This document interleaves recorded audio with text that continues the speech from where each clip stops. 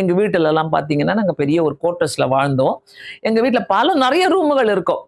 அதுல ஒரு இடம் பாத்தீங்கன்னா, ஜெப ரூம்ன்னு பேரு. அது பேரே ஜெப ரூம்.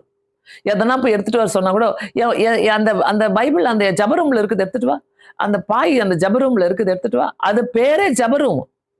சோ அந்த ஜெப ரூம் எப்படின்னாக்கா, ஒருத்தர் மாத்தி போய் போய் ஜெபம் பண்ணிட்டே இருப்போம் அந்த இடத்துல.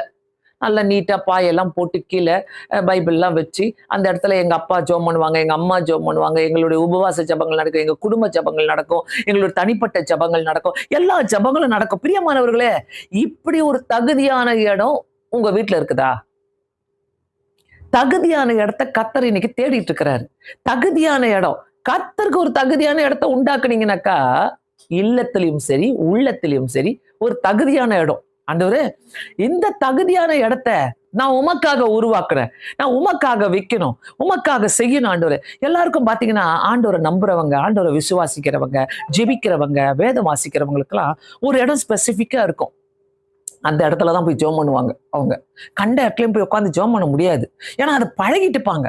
எனக்கெல்லாம் பாத்தீங்கன்னா, எந்த வீட்டுக்கு போனாலும் எனக்குன்னு ஒரு ஸ்பேஸ் நான் உருவாக்கி வச்சிருவேன்.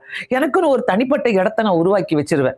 அந்த இடத்துல தான் நான் அங்க இருக்கிறேன். அந்த வீட்ல எவ்வளவு நாள் இருக்கிறேனோ, அந்த வாழ்றேனோ, அந்த இடத்துல அந்த வீட்ல தான் நான் உட்கார்ந்து ஜெபம் பண்ணுவேன். அந்த இடம் தான் என்னுடைய இடம். அந்த இடத்துல தான் அது ஸ்பெசிஃபிக்கா அங்க நானும் கர்த்தரும் மீட் பண்ற மாதிரி ஒரு இடமா இருக்கும். சோ பிரியமானவர்களே, இந்த தகுதியான இடம் எத்தனை பேர் நம்ம உருவாக்கி வச்சிருக்கிறோம்? இந்த தகுதியான இடம் எத்தனை பேருடைய குடும்பங்களில் இருக்கிறது? எத்தனை பேருடைய வாழ்க்கையில இருக்குது? அவர் சொல்றாரு, கம்பளம் முதலானவைகளை விரித்திருக்கிற மேல் வீட்டிலே ஒரு பெரிய அறையை உங்களுக்கு காண்பிப்பான். அத கூட சொல்றாரு. நீங்க போய் கேட்ட உடனே அவன் இல்லைன்னு சொல்ல மாட்டான். ஏசு அனுப்புனாரான்னு கேட்க மாட்டான். எந்த கேள்வியும் கிடையாது. ஆண்டவர் சொல்றாரு, எந்த கேள்வி கேட்க மாட்டான். அவன் வந்து நேரா உங்களுக்கு மேல் வீட்டுல ஒரு அறையை உங்களுக்கு காண்பிப்பான்னு சொல்லிட்டாரு. காண்பிப்பான். முடிச்சிட்டாரு. மேட்டரே முடிச்சிட்டாரு. நீங்க போங்க, சொல்லுங்க, அதெல்லாம் கேட்கவே இல்லை. இதுக்கும் அந்த கழுதையை கூட்டிட்டு வர சொல்றாரு பாருங்க. அதுக்கு ரொம்ப நிறைய லிங்க் இருக்குது. இந்த தெருவுல போங்க, அங்க கழுதையை கட்டி வச்சிருப்பாங்க. யாருமே ஏறாத ஒரு கழுதை இருக்கும். அதை கூட்டிட்டு வாங்கன்னு சொல்லுவார் ஆண்டவர். அதே மாதிரி பஸ்கா பண்டிகை போறதுக்கு முன்பாக ஆண்டவர் அந்த இடத்துல சொல்லி தராரு. போங்க, பெரிய அறையை காட்டுவான் அவன். மேல் வீட்டுல ஒரு பெரிய அறை. பிரியமானவர்களே, நல்ல வீடு கர்த்தர் கொடுத்திருக்கிறாரா? ஒரு அறையை உங்களுக்குன்னே உண்டாக்கி வச்சுக்கங்க. உங்களுக்குன்னு சொல்லிட்டு ஒரு ஜெப இடத்த உண்டாக்கி வைங்க.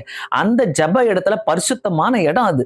அந்த இடத்துல, ஆண்டவரே, நான் உம்மை சந்திக்கும் இடம் ஆண்டவரே. ஆண்டவன் நம்மோடு கூட சந்திக்கிற இடமாக இருக்கட்டும்.